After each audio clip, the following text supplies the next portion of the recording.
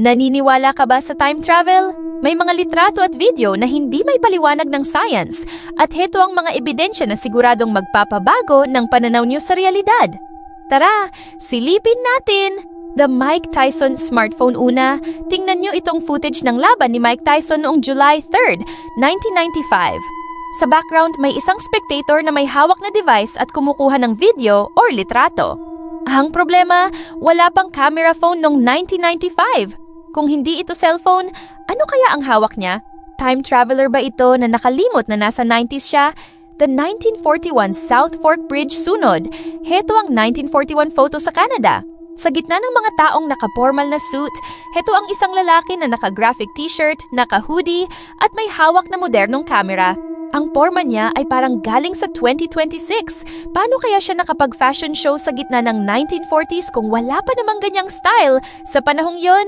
Sa tingin nyo, nasaan kaya ang time machine niya? The laptop in the Greek statue.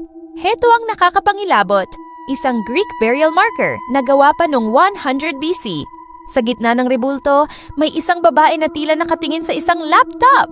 May makikita ka pang mga butas sa gilid na kamukha talaga ng USB port. Noong panahong wala pang kuryente, bakit may laptop na ang isang rebulto? Baka naman may advanced technology na silang tinatago noon. Charlie Chaplin's The Circus pang-apat, itong clip sa pelikulang The Circus na pinalabas noong January 6, 1928. Habang naglalakad ang babae, may hawak siyang device sa tenga at malinaw na nakikipag-usap siya. Isipin nyo, 1928? To, malayo pa sa imbensyon ng wireless communication. Kung hindi ito cellphone, anong klase ng device ang kailangan para makapag-usap ka ng ganyan? Posible kayang may nakalusot na tao mula sa future? The 1928 Chaplin Time Traveler. Tingnan nyo itong footage mula sa premiere ng pelikulang The Circus noong January 6, 1928 na makikita. Sa background, may isang tao na nakaitim na may hawak na maliit na device sa kanyang tenga at tila nakikipag-usap dito. Ang problema, wala pang wireless communication na ganyan kaliit noong 1928. Kung hindi ito cellphone, ano kaya ang device na hawak niya at bakit parang nakikipag-usap siya sa isang panahon na wala pang ganyang teknolohiya? Time traveler ba siya na naligaw sa premiere? Ang daming tanong, mga sadyang pagkakataon lang ba ang mga ito o sadyang may mga taong nakabisita na sa nakaraan?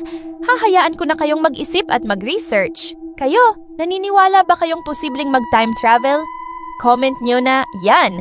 Huwag kalimutan i-share at mag-follow para makasama pa kita sa next video.